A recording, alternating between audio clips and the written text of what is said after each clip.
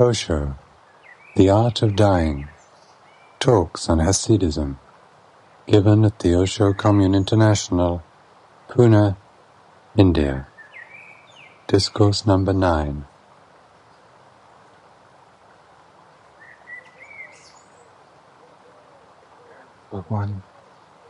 One day, after he had gone blind, Rabbi Bunham visited Rabbi Fischl. Rabbi Fischl was famous throughout the land for his miracle cures. "Entrust yourself to my care," said his host. "I shall restore your light." "That is not necessary," answered Bunham. "I see what I need to see."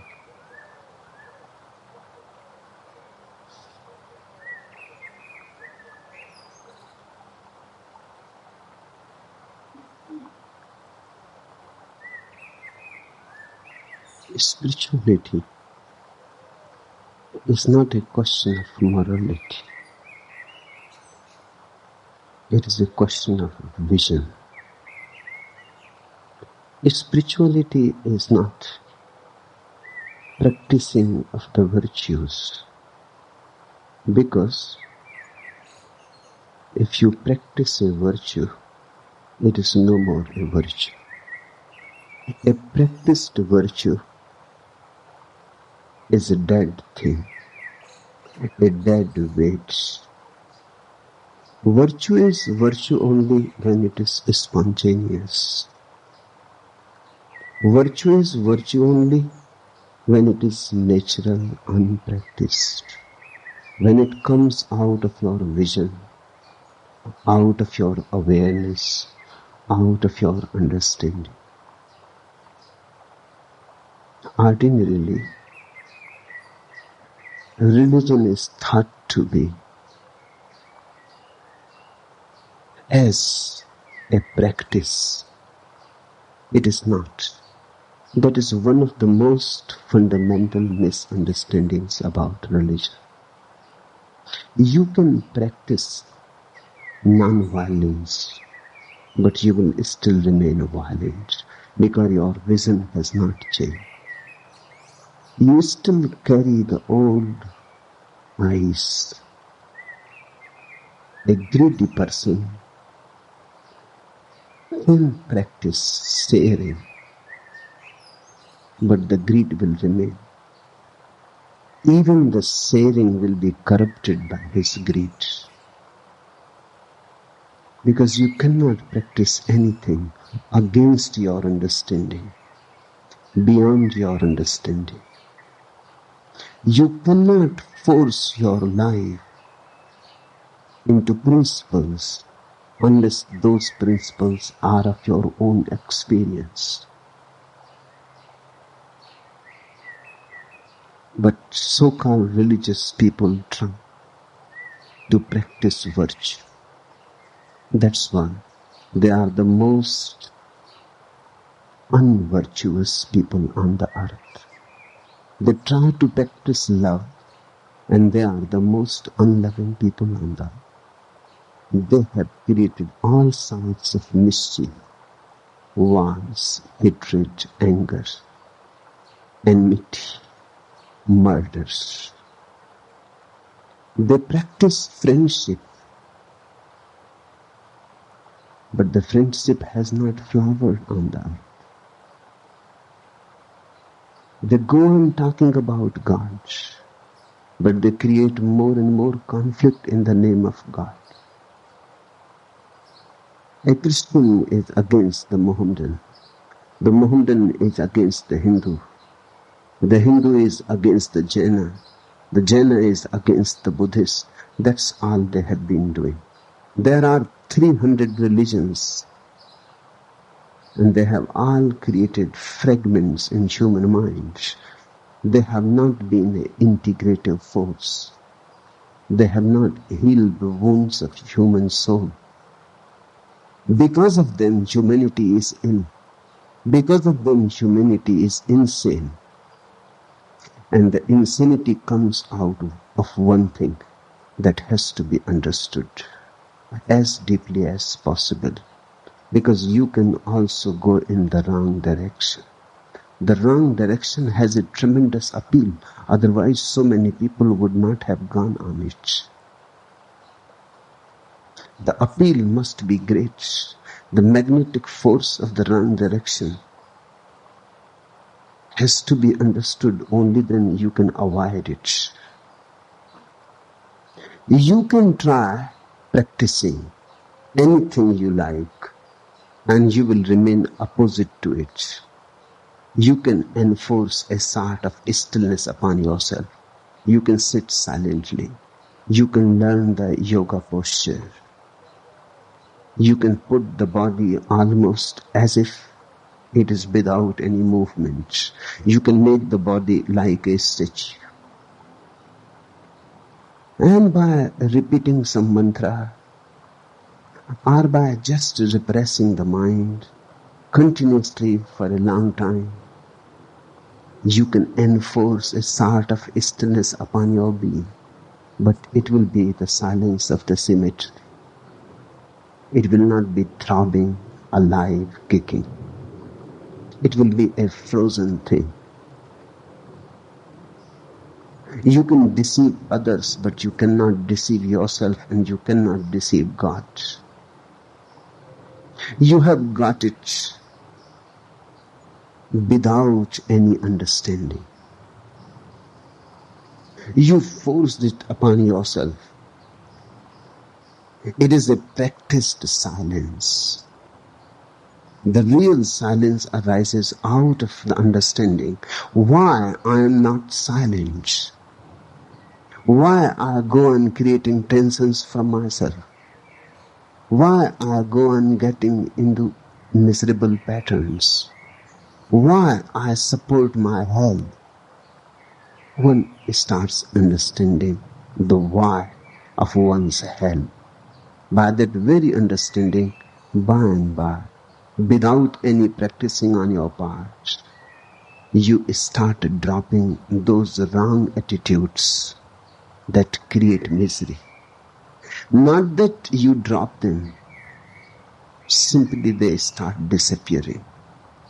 When understanding is there, things start changing around you. You will love, but you will no more be possessive. It is not love that creates trouble. Ask your so-called saints, they say it is love that creates trouble. It is absolutely a false statement. It is based on a deep misunderstanding of a human love life. It is not love that creates misery. Love is one of the greatest blessings, a benediction. It is possessiveness that creates misery. Possess your beloved, your friend, your child, and you will be in misery. And when you are in misery, those religious people are there waiting by the corners. They jump upon you. They say, we had told you before, never love. Otherwise, you will be in trouble. Drop out of all love situations. Escape from the world. And of course, it appeals because you are seeing it happening already to you. It is now your own experience that they are right, and still they are not right. And it is not your experience, because you never analyzed the phenomenon that has happened. You never analyzed that it is not love that has tripped you into misery. It is possessiveness. Drop possessiveness, not love. If you drop love, of course the misery will disappear. Because by dropping love, you will be dropping possessiveness also. That will be automatically dropped. The misery will disappear, but you will never be happy. Go and see your saints, and what I am saying, they will be the proofs of it. They will never be happy. Yes, they are not unhappy, that's true. But they are not happy either. So what is the point? If happiness does not arise by dropping unhappiness, then some mistake has been committed. Otherwise, it should be natural. You say, I have lighted the candle and the darkness is still there. So either you are befooling yourself, or you are dreaming, hallucinating about the candle. Otherwise it is not possible. The candle is burning bright and the darkness is still there. The darkness is a certain absolute proof that the light has not entered yet. When unhappiness drops, suddenly there is happiness. What is happiness? Absence of unhappiness is happiness. What is health? Absence of disease is health. When you are not unhappy, then how you can avoid happiness? When you are not unhappy, how you can manage not to be happy? It is impossible. It is not in the nature of things. It is against the arithmetic of life. When a person is not unhappy, suddenly all his sources are alive. A dance arises in his being. A joy arises in his being. A laughter bursts forth. He explodes. He becomes a Hasid, a Sufi. He becomes a presence of divine ecstasy. By seeing him, you will see God, a glimpse, a ray of light. By visiting him, you will be visiting a shrine, a sacred place, a tirtha. Just by being in his presence, you will be suffused of a new light, a new being. A new wave will arise around you, and you can ride on that tidal wave, and you can go to the other source. Whenever there is really a dropping of unhappiness, happiness is left. Nothing else is possible. One is simply happy without any reason, without any why. But your sins are not happy. Your sins are very sad. Your sins are not living. Your sins are dead. What has happened? What calamity? What curse? A misstep.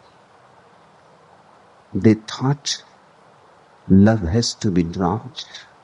Then there will be no misery. They have dropped love. But the misery was not coming because of love. The misery was coming because of possessiveness. Drop possessiveness. In fact, convert the energy that is involved in possessiveness into love energy. That cannot be done by enforcing anything. A clear vision is needed. A clarity. So the first thing I would like to say to you is, spirituality is not practicing of any virtue. Spirituality is gaining of a new vision. Virtue follows that vision. It comes on its own account. It is a natural byproduct. When you start seeing, things start changing.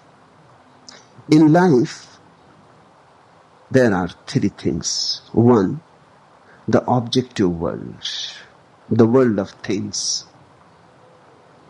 Everybody is able to see that. We are naturally capable of seeing the objective world. But this is only the beginning of the journey. Many have stopped there and they think they have arrived home. Of course, they have not arrived, so they are miserable. Beyond the objective is the opening of another world, the world of the subjective. The objective is the world of things, objects. The objective is the world of science, mathematics, physics, chemistry. The objective is very clear because naturally we are born perfectly able to see the objective. The subjective has to be explored. Nobody is born with the vision of the subjective. The subjective has to be explored. One has to learn what it is. One has to taste it by and by and move into it by and by. The world of music, poetry, art, the world of any creativity is the world of the subjective.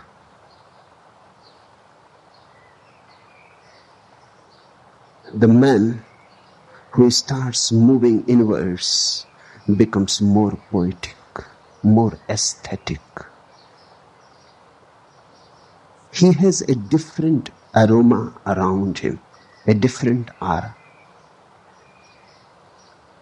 The scientist lives with the things. The poet lives with persons. The scientist is not at all aware who he is.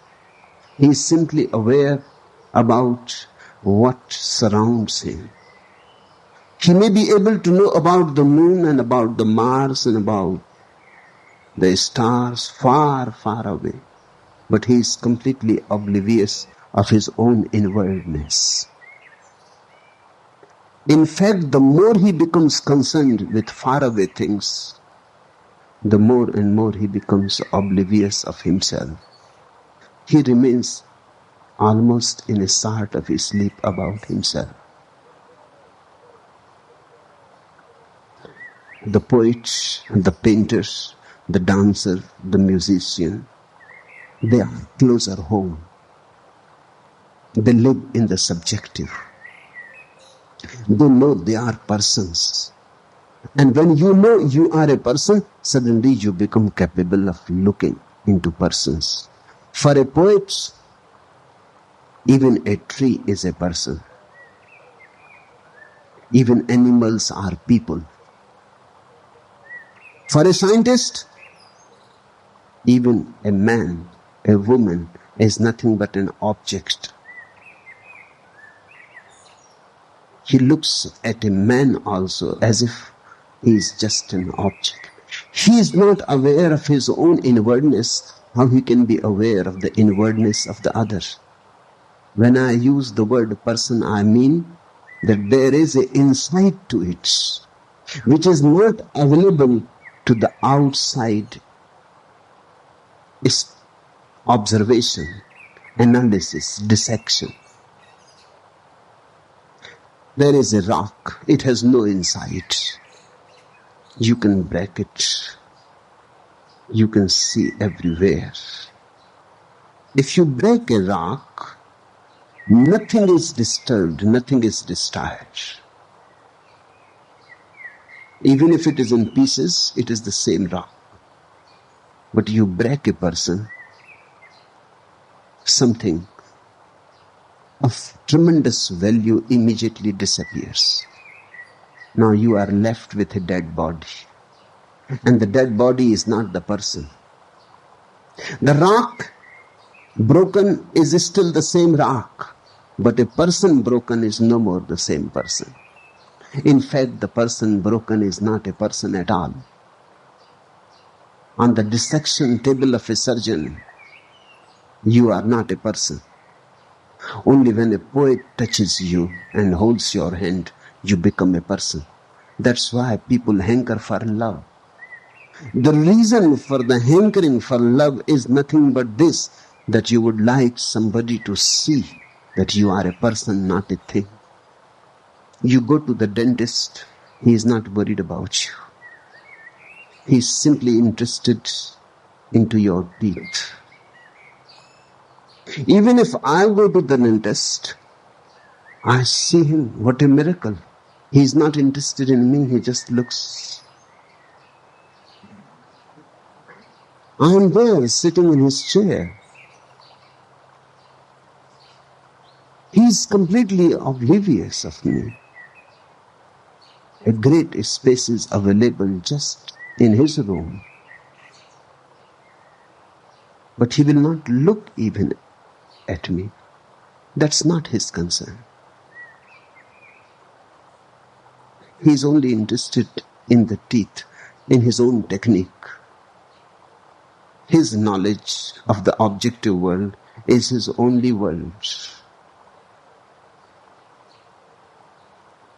People hanker for love because only love can make you a person. Only love can reveal your inwardness to you. Only love can make you feel that you are not just that which looks from the outside. You are something more. You are something totally different than you look.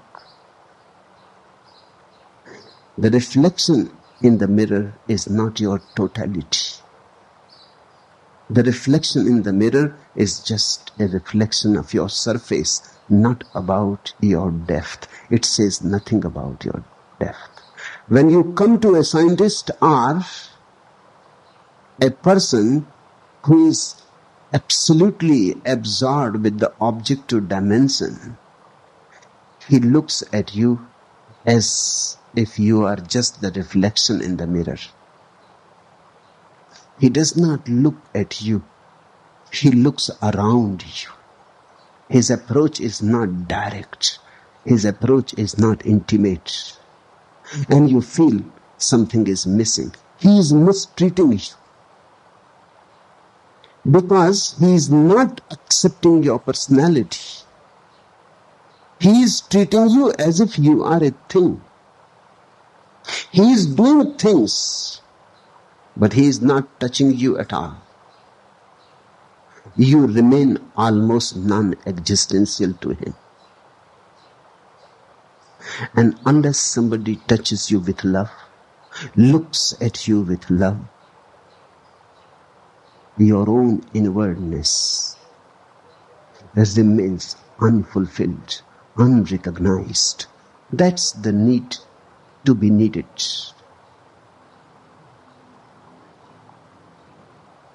The subjective is the dimension, inward dimension of poetry, song, dance, music, of art. It is better than the scientific because it is deeper. It is better than the objective because it is closer home. It is not yet the dimension of religion, remember. There are many people whose mind is obsessed with the objective. When they think about God, God also becomes an object. Then God is also outside. Ask a Christian, where is God? And he will look upwards, somewhere in the sky, but outside. When you ask a person, where is God? And he looks somewhere else than within himself, then he belongs to the non-religious dimension. People ask, what is the proof of God? Proofs are needed only for a thing. God is not a proof, needs not a proof. If I love you, what is the proof? For poetry, there is no proof. For chemistry, there is. But poetry exists. And the world without chemistry will not be very much worse. But a world without poetry will not be a human world at all. Poetry brings meaning to life. The unproved brings meaning to life. The proved at the most makes you comfortable. God is not an object and cannot be proved. God is more like music. It exists. Certainly it exists. But there is no way to grab it. You cannot have it in your fist. You cannot lock it into your treasury. There is no way. Love exists, but you cannot possess it.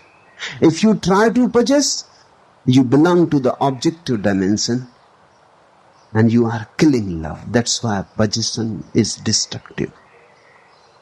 If you possess a woman, you say, she is my wife and I possess her, then she is no more a person. You have reduced her to be a thing and she will never be able to forgive you. No wife has ever been able to forgive the husband. No husband has ever been able to forgive his wife, because both have reduced each other into things. A husband is a thing, a wife is a thing. And when you become a thing, you become ugly. You lose freedom. You lose inwardness. You lose poetry. You lose romance. You lose meaning. You become simply a thing in the world of things. Utility is there. But who lives for utility? Utility can never be satisfying. You are being used. How it can be satisfying? Whenever you feel you are being used, you feel offended. And you should feel offended, because it is a crime to use somebody, and it is a crime to allow somebody to use you. It is a crime against God. But there are people who try to use God also. When you go and you pray for something, you are trying to use God. You don't know what prayer is. You don't know what love is. You don't know what poetry is. You don't know the subjective rhythm at all. Your prayer, if it has a motivation in it, a desire in it, is ugly. But we find we are very cunning people. We find ways and means. Let me tell you one anecdote.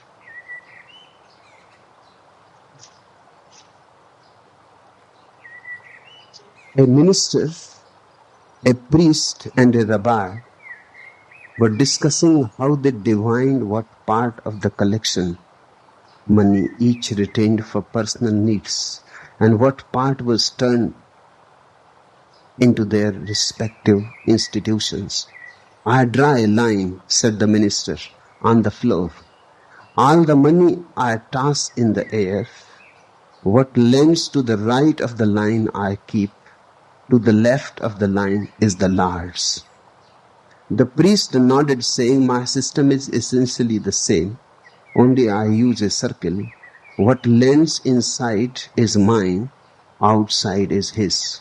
The rabbi smiled and said, I do the same thing. I toss all the money into the air, and whatever God grabs is his.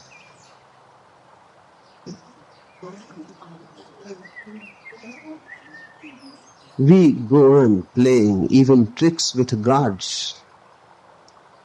In fact, God is also our invention, a very cunning invention. It is also somewhere there. You can pray to Him. You can ask things from Him. You can find security in Him, consolation, comfort in Him. It is a security measure, a sort of otherworldly bank balance. But it remains an object.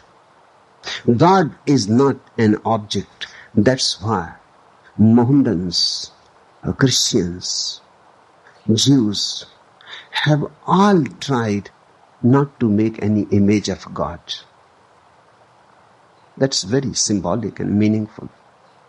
Because when you make an image of God, it becomes objective. Let God remain without any image. But it has remained only in the theology.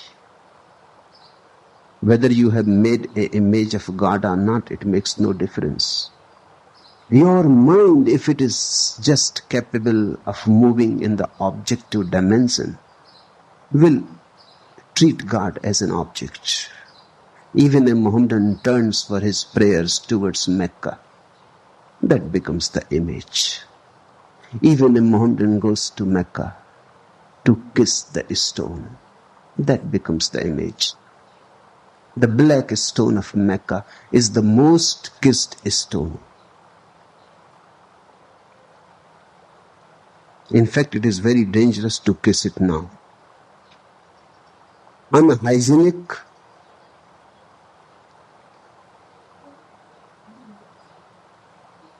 but whether you make an image of God or not, if the mind is objective, your idea of God will be objective. Suddenly when you think of God, you start thinking of high heaven, the uppermost boundary of the sky. There God is. For a truly religious person, if you ask where God is, he will close his eyes and go inwards. There God is. Here, inwards, your own being is divine. Unless God is immanent, unless God is immersed in your being, you are carrying an image. Whether you have made an image of wood or a stone does not matter. You can make an image with thinking, thought, idea. That too is an image of a subtler material, but is still an image.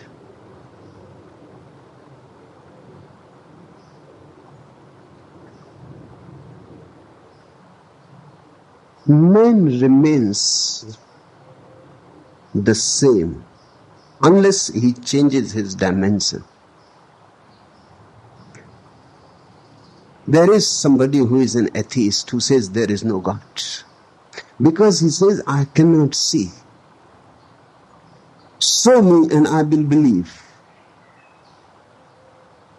And someday he comes to have some experience, a vision, a dream, in which he sees God standing. And then he starts believing. In Gita,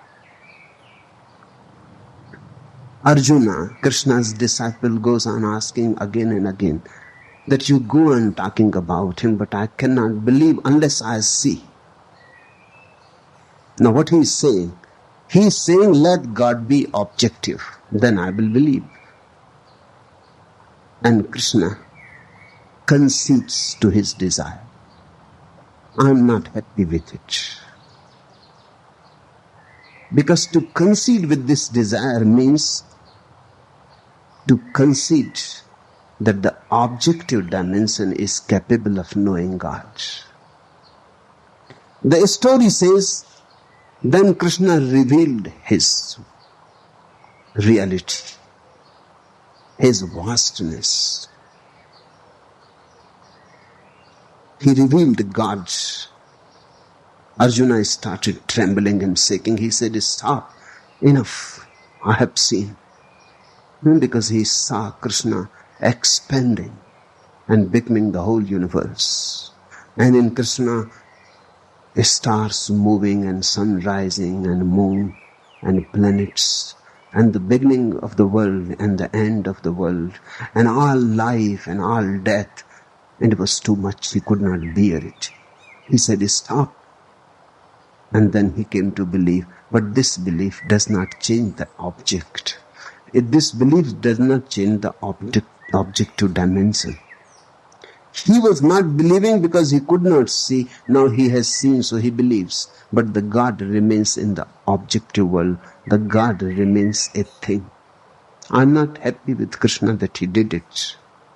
It should not be done. It is conceding to a foolish disciple's desire. The disciple needs to be changed from his dimension. He should be made more subjective.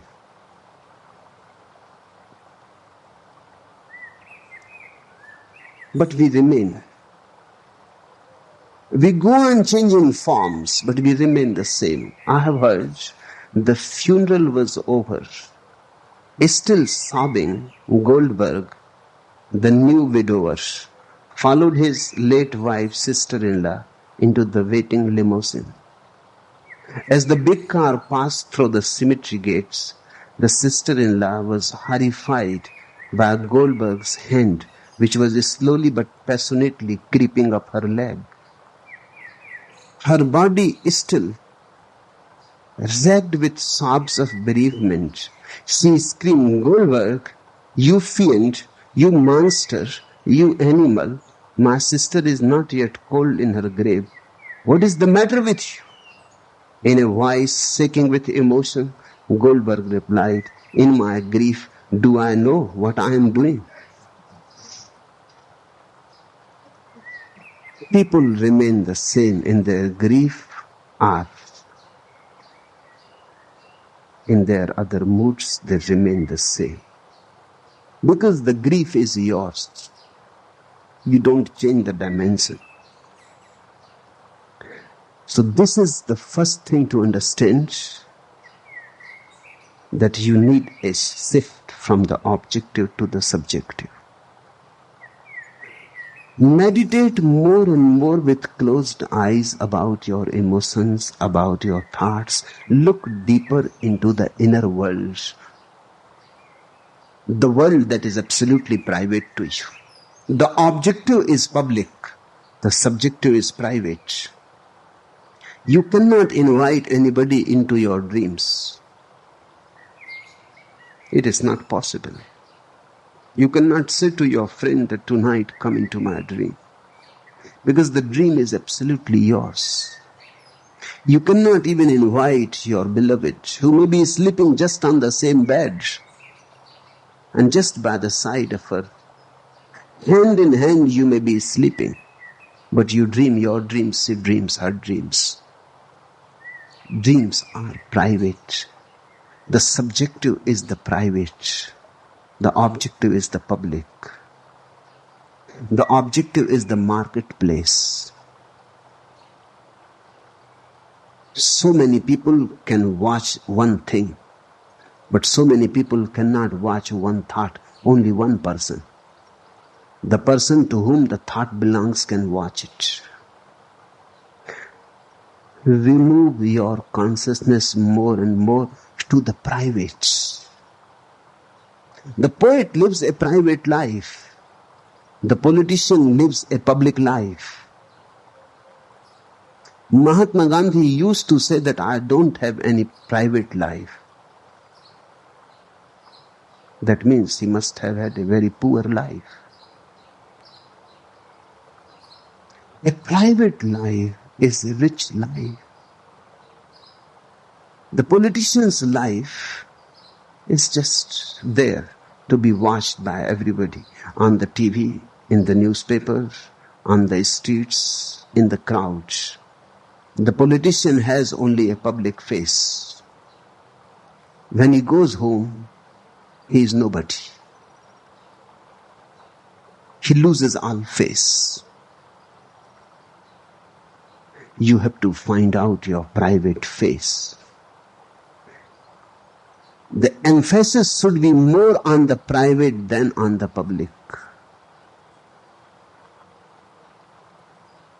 And you should start learning how to love the private. Because the private is the door to God. The public is the door to science, but not to religion, not to God.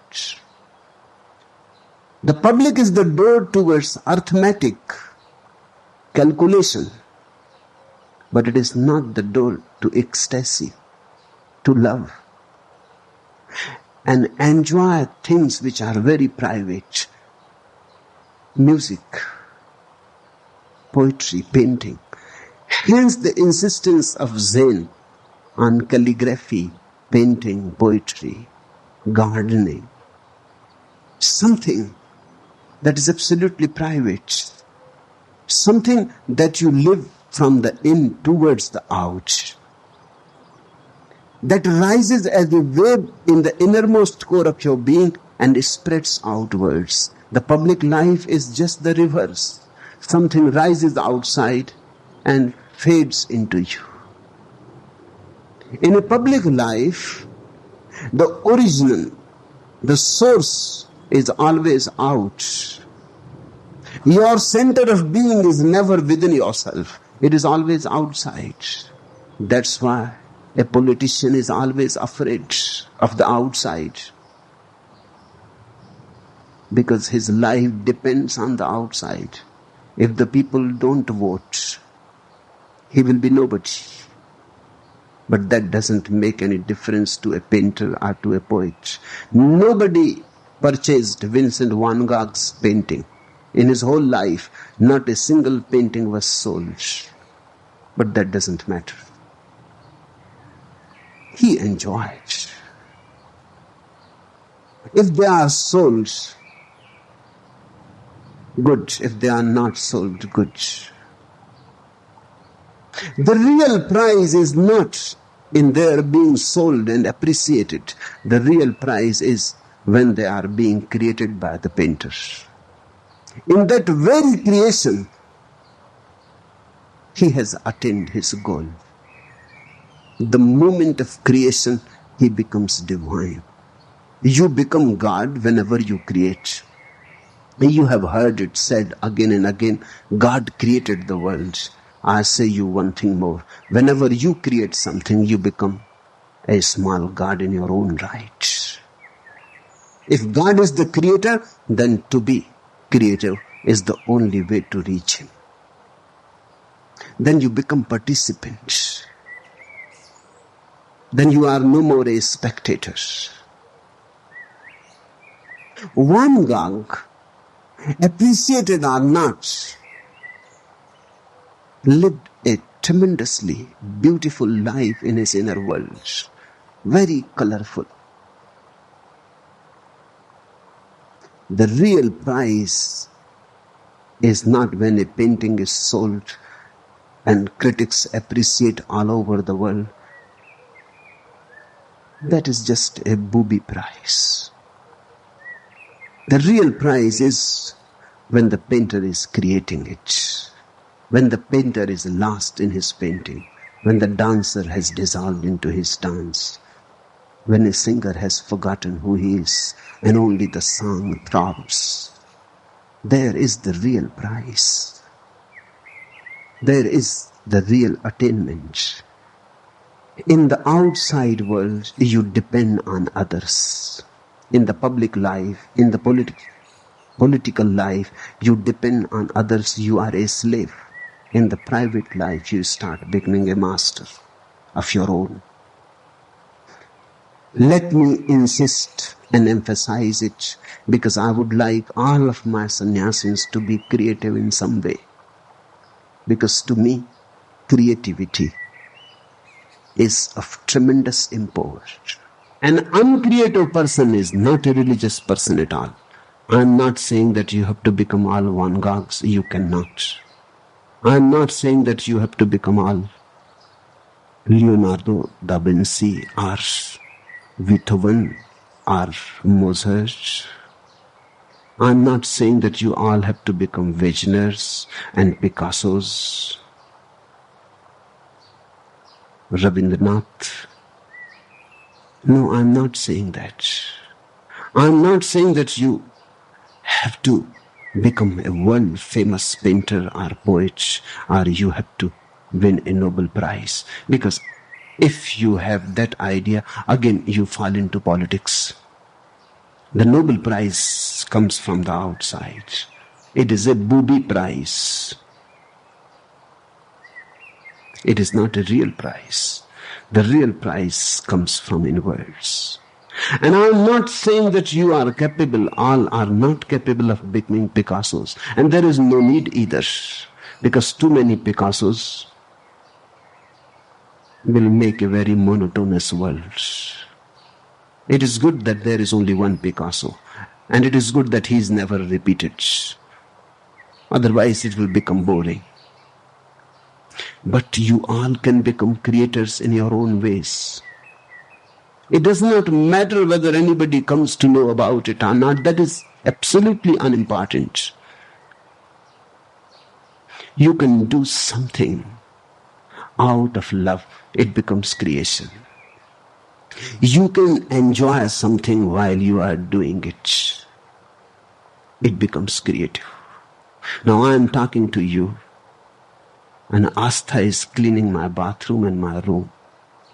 I inquired her, would she like to drop this work and come to the talk? She said, Bhagwan, cleaning your bathroom is enough for me.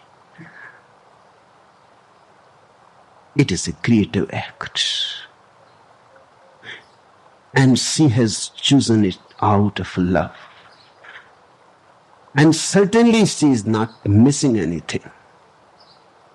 Whether she listens to me or not is not the point. If she loves cleaning the bathroom, if she loves me, it is a prayer. You may listen me, you may not listen me. You can sit here. She is not here, but she has listened to me. She has understood me. Now the work itself becomes worship. Then it is creative.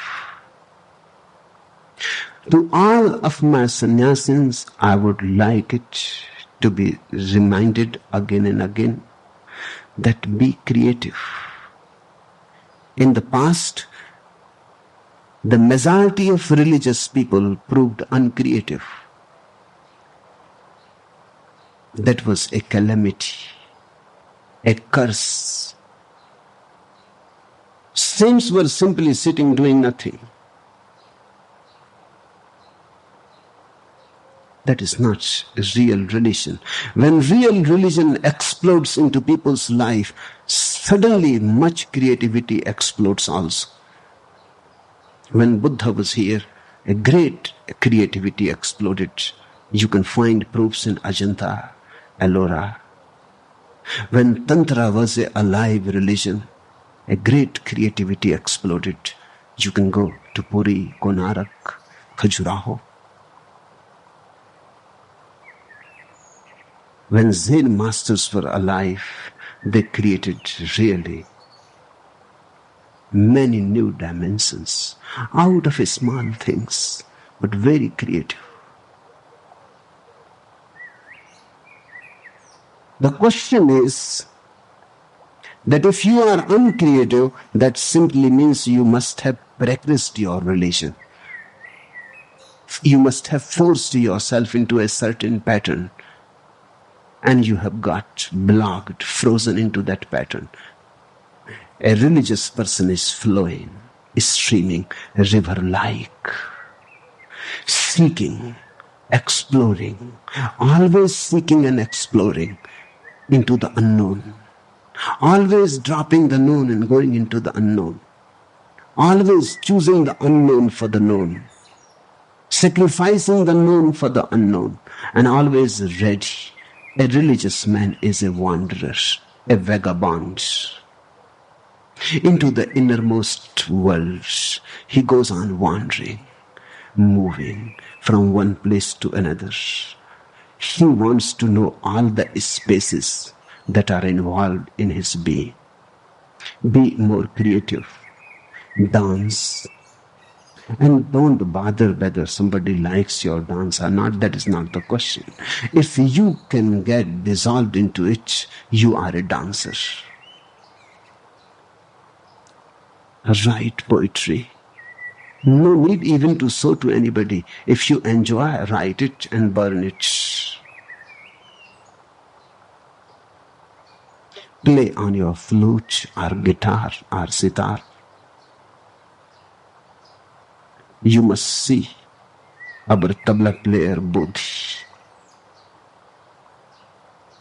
How meditatively he plays on his tabla. That's his meditation. He is growing, going into it, dissolving, melting. The subjective is the realm of all art and creativity.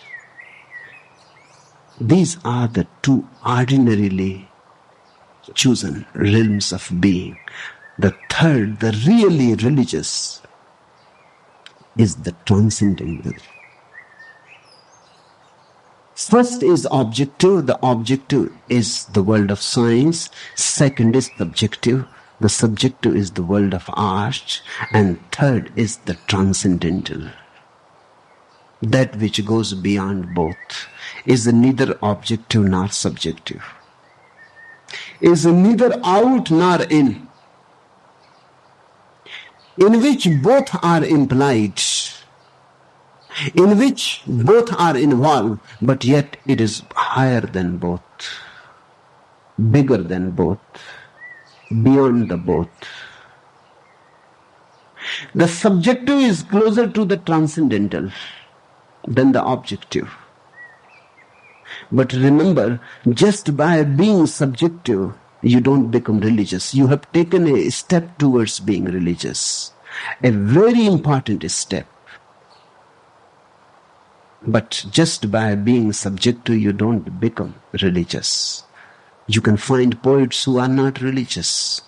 You can find painters who are not religious. A religion is more than art, more than science.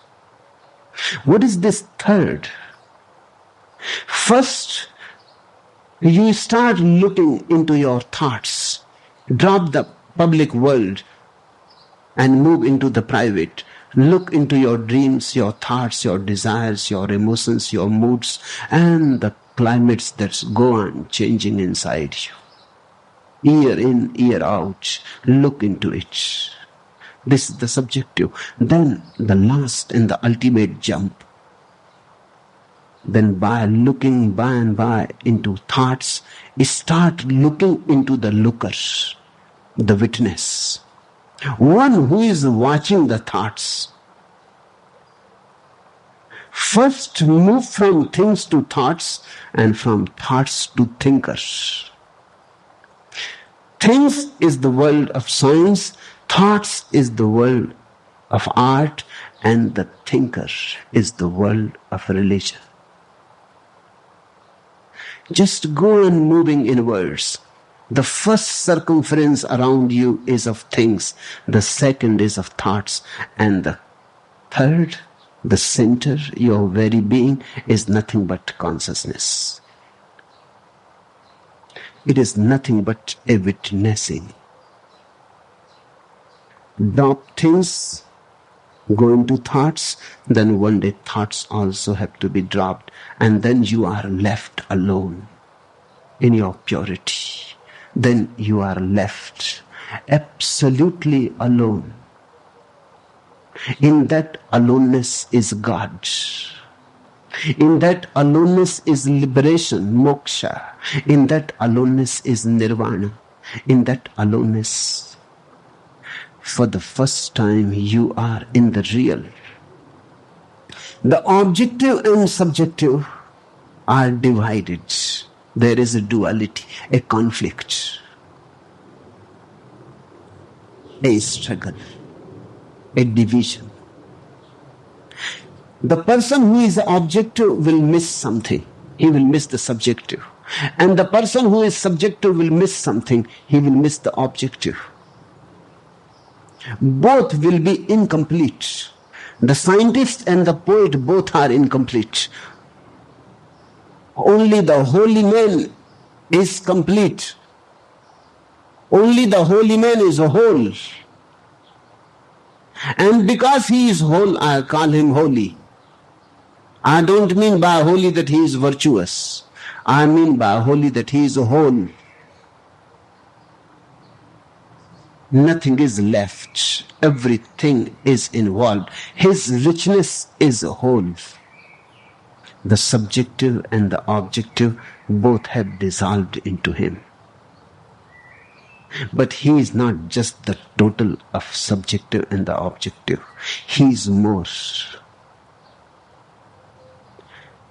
The objective is without, the subjective is within, and the religious is beyond. The beyond comprehends both without and within, and yet is beyond. This vision is what I call spirituality, the vision of the beyond.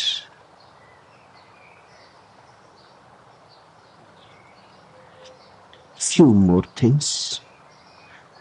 In the world of the objective, action is very important.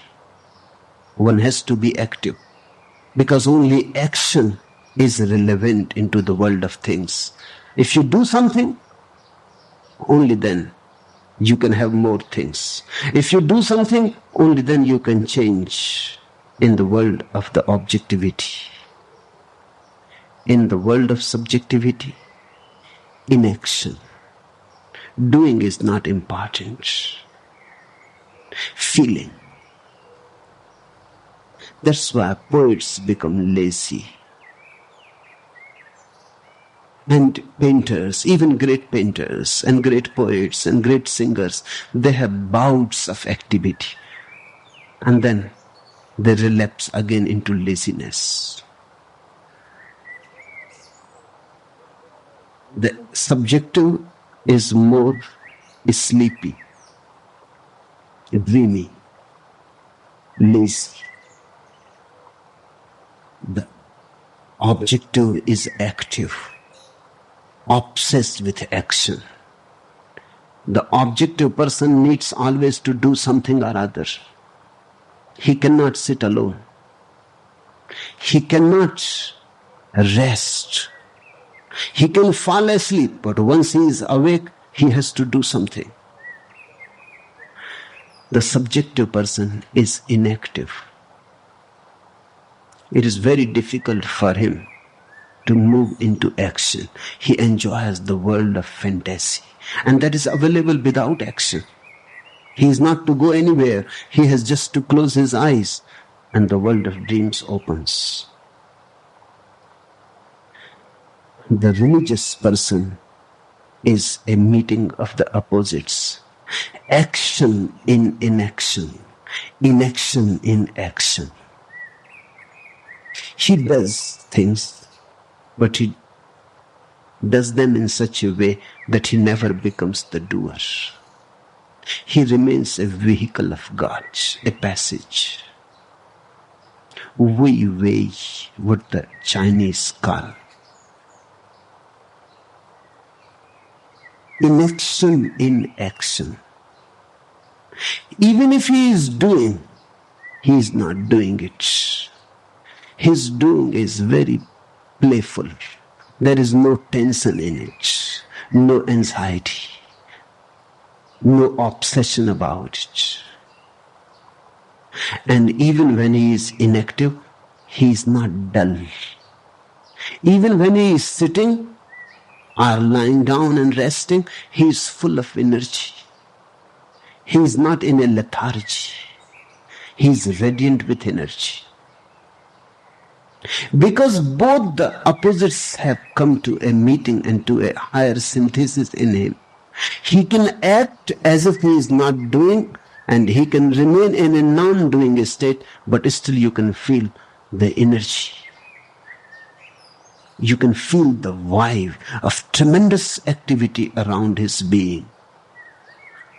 Wherever he moves, he brings life to people. Just by his presence, dead people become alive. Just by his touch, dead people are called back to life. Exactly the same as when Lazarus died and Jesus was called. And he went to the grave where he was kept. And Jesus called out, Lazarus, come out. And the dead Lazarus came out. And he said, I am here. You called me out of death. I am here.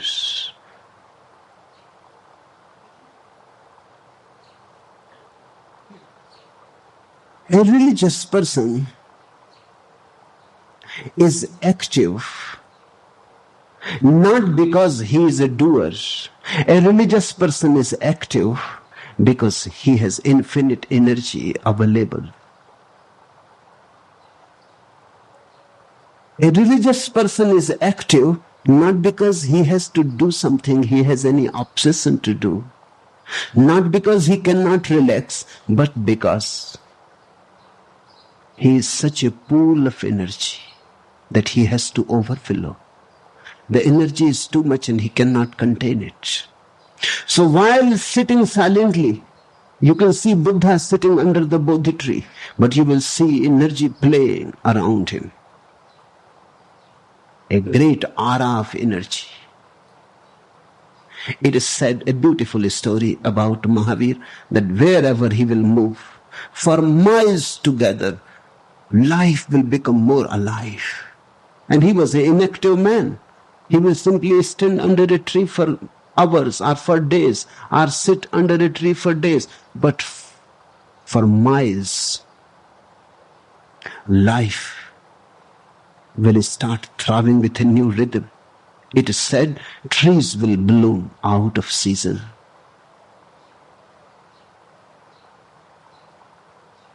Trees will start growing faster than ever. Dead trees will start producing new, fresh leaves. Whether it happened or not, that is not the point. It may be just a story, but it is very indicative. It is very symbolic. Myths are not historic things. Myths are very meaningful symbols. They say something. What this myth says, it simply says Mahavir is such a pool of energy, such overflowing of energy, such overflowing of God, that wherever he is, life will move faster. There will come a speed to all existence around him. He will not be doing anything, but things will start happening. Lao Tzu has said that the greatest religious person never does anything, but millions of things happen through him. He is never a doer, but much happens through him. He simply goes on sitting. And yet, tremendous is the impact of his being on the world of affairs. Nobody may come ever to know about him. He may be sitting in a cave in the Himalayas, and you will never know about him. But still your life will be affected because he will be vibrating a new energy. A new pulse he will give to life, a new pulsation he will impart to life. You may not come to know about him, but you may have been benefited by him. The opposites become complementaries in a religious being. The day and night meet and dissolve their conflict. The man and woman meet in the religious person and dissolve their conflict. A religious person is Ardhanariswar. He is half man, half woman. He is both. He is as strong as any man can be, and he is as fragile as any woman can be. He is as fragile as a flower and as strong as a sword. He is hard and he is soft. And he is both together. He is a miracle. He is a mystery. Because opposites meet, he goes beyond logic. His being is paradoxical. He is alive as nobody else is alive, and he is dead, more dead than the dead who are in the graveyards. He is dead in a way and alive in a way, together, simultaneously. He has known the art of dying and the art of death simultaneously. In ordinary life, with ordinary minds, everything is divided into its opposites.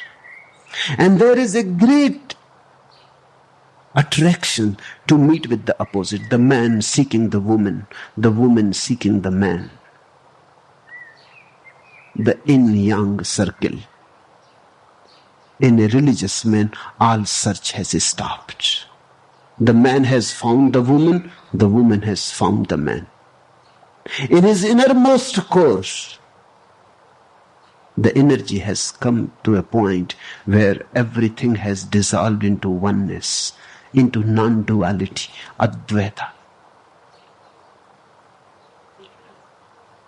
All opposites become complementaries. All conflicts dissolve and become cooperation. Then you have come home. Then there is no need to go anywhere. Then there is nothing to be sought, nothing to be desired. This state is the state of God. God is a state. God is not an object, and God is not even a person, because God is neither objective nor subjective. God is transcendental. If you are in the objective, I will say seek the subjective. There is God. If you are in the subjective, I will say now go beyond. There is no God in the subjective. God is beyond. By and by, one has to go on eliminating. By and by, one has to go on dropping. God is when there is no object and no subject. When there is no thing and no thought. When there is no this world and no that world. When there is no matter and no mind. God is. God is neither matter nor mind. In God both exist. God is a tremendous paradox. Absolutely illogical.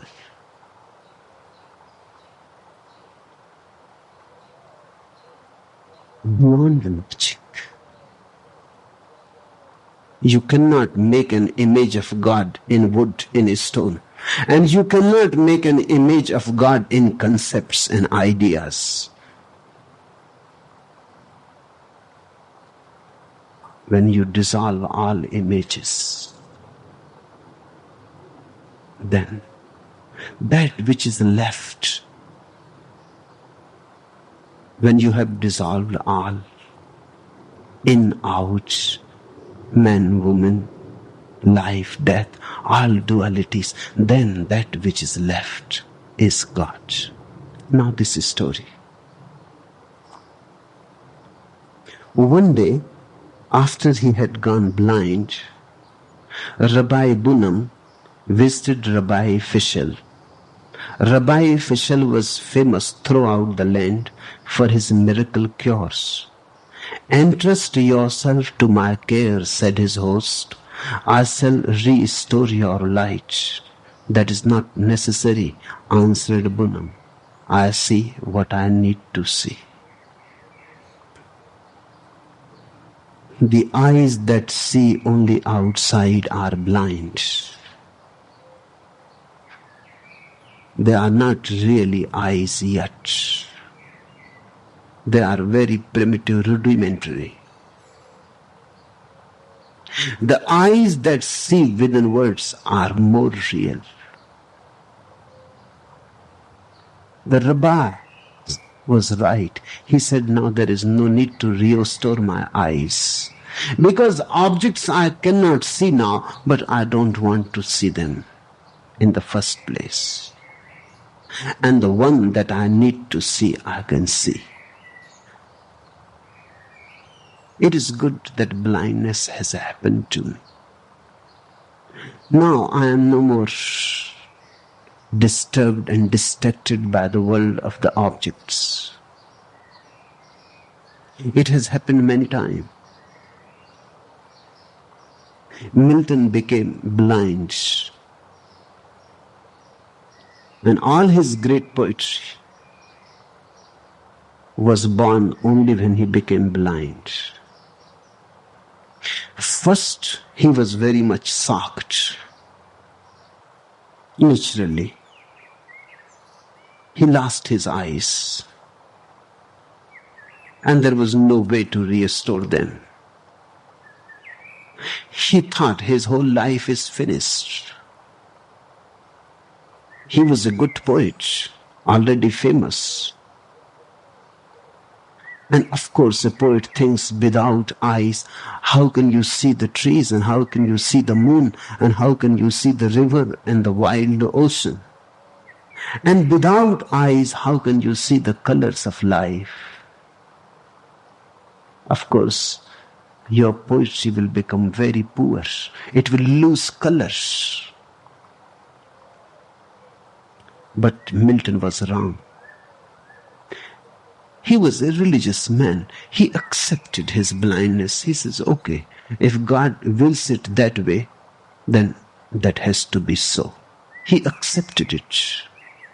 And by he became aware of an infinite new world available. The world of the inner thoughts. He became subjective.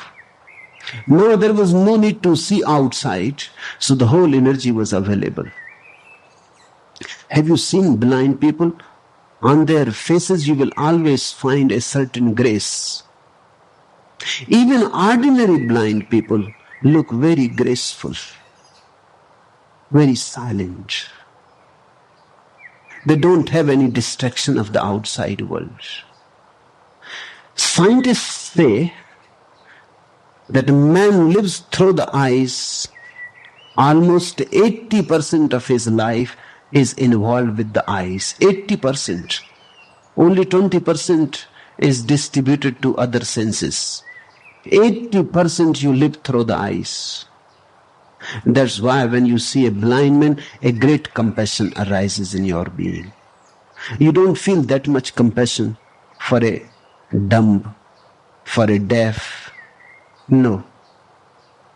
But for a blind person, great compassion arises. No, you feel, poor fellow. 80% of his life is not there. Eyes are very important. The whole scientific search depends on the eyes. Have you ever heard of any scientist who was blind? It is impossible. A blind person cannot be in objective research. It becomes difficult. But there have been many blind musicians, blind singers. In fact, a blind person has tremendous qualities of the ear, which a man with eyes cannot have.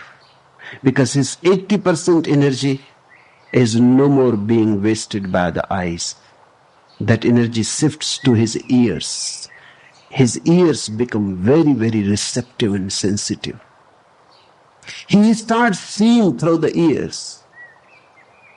Hold a blind man's hand and you will be surprised. You will find a very alive touch which you will not find in people who have eyes. Hold the hand of a blind man and you will feel a warmth flowing towards you, because the blind man cannot see you. He can touch you. His whole energy moves into his touch.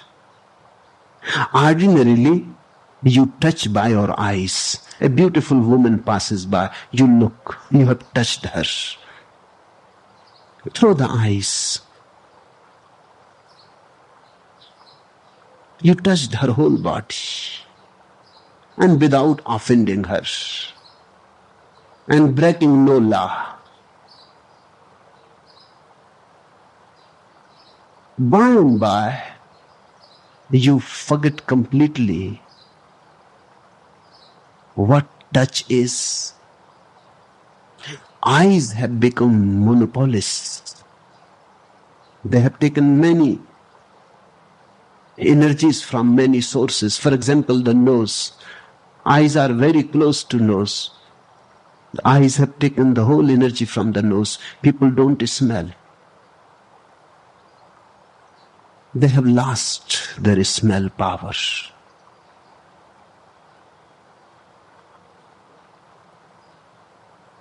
Their noses are dead. A blind person smells. His smell capacity is tremendous. When you come too close to him, he knows your smell. He recognizes you by your smell. He touches you. He knows you by your touch. He hears your sound. He knows you by your sound. His other senses become alive. And he is very graceful because eyes create much tension. When Milton became blind, first he was shocked, but then he accepted. He was a religious man. He prayed to God and he said, "Thy will be done."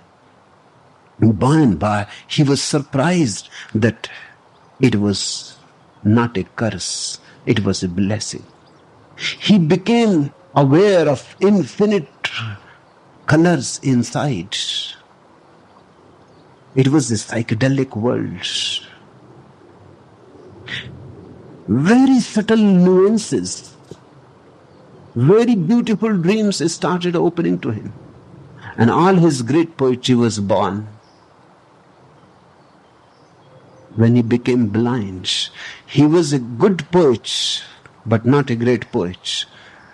When he became blind, he was no more a good poet, he became a great poet. And a good poetry is just so lukewarm. Maybe you cannot find any fault in it, but that's all. A great poetry has a penetrating energy in it. A great poetry is a revolutionary force. It has an impact to shake the whole world, to change the whole world. It has happened many times. When a person has become suddenly blind, if he can accept it, that very acceptance gives him a new world. The objective disappears, the subjective opens its door. And subjective is closer to the transcendental. That's why all the meditators close their eyes. Have you observed? All women close their eyes when you make love to them. Men never close their eyes. They are foolish. Man wants to see the woman when he is making love to her. He would like to have the light on so he can see. And there are many foolish people who will have mirrors in their bedroom. Not only they would like to see the woman, they would like to see all the reflections around. And there are few who have fixed cameras in their room.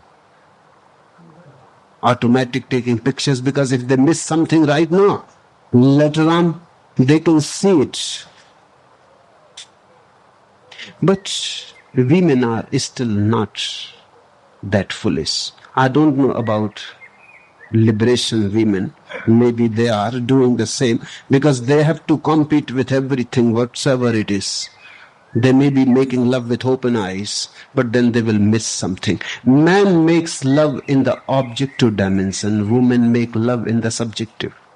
Women immediately close their eyes, because it is so beautiful inside. What is there to see outside? when you are moving in love energy, melting, flowing, and the orgasm opening inside you, it is there that reality has to be looked at. The man is just foolish, he is just looking at the body. The woman is more understanding, she is looking at the psyche, a higher standpoint, but still not religious, artistic, aesthetic, still not religious. When you become religious, then arises the Tantra attitude. Then you don't see with open eyes, you don't see with closed eyes, you simply see the seer. You are not worried about the experienced. You look in the experiencer. You look in the witness. Then love becomes Tantra. Whether it is man or a woman who is moving into the dimension of Tantra, he or she is not interested what is happening, rather more interested in this witness who is watching it all. Who is this witness? And when the energy is exploding in such a natural, spontaneous realm, it is better to watch. Just be a watcher on the hills. Forget about your being a man or a woman. Forget about your being in the body. Forget that you are a mind. Just be a witness, and then you have become transcendental. Tantra is transcendental. And this dimension has to be evolved into all your ordinary life situations. Whatsoever you do, you can do in three ways. Objective, that is the scientific way. The Western way. Or the subjective, the Eastern way. Or the religious way, the transcendental way, in which each East and West meet and dissolve. The religious way is neither Eastern nor Western. The West is scientific, the East is poetic. The West thinks in terms of history, the East thinks in terms of myths and Puranas. The West is most concerned about what reality is. The East is most concerned about the fantasy about the reality, the dream about the reality. The West is concerned more with the conscious mind. The East is concerned more with the unconscious mind. But religion is beyond both. The religion is of the superconscious mind, the transcendental mind. It is neither Eastern nor Western. Just like as man and woman meet, East and West meet. West is more male, East is more female. West is more will, East is more surrender.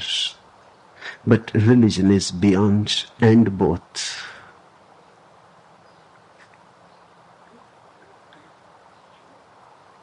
That is not necessarily answered Bunam. I see what I need to see. Certainly a great religious statement.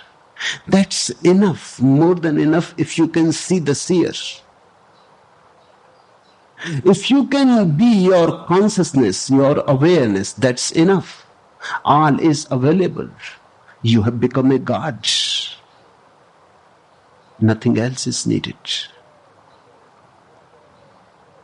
Strive for that state of being. If you are coming from the West, struggle for it. If you are coming from the East, surrender for it. If you are coming from the West, will for it. If you are coming from the East, be passive. Wait for it.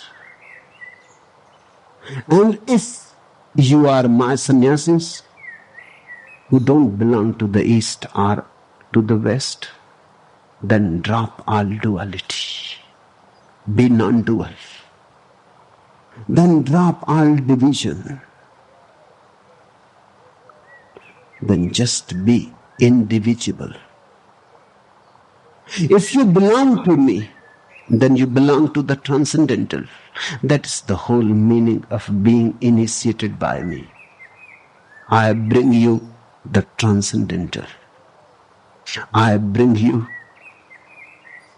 the ultimate. I bring you that which cannot be seen in the outside, that which cannot be seen in the inside, but you can become that because you are already that. Enough for today.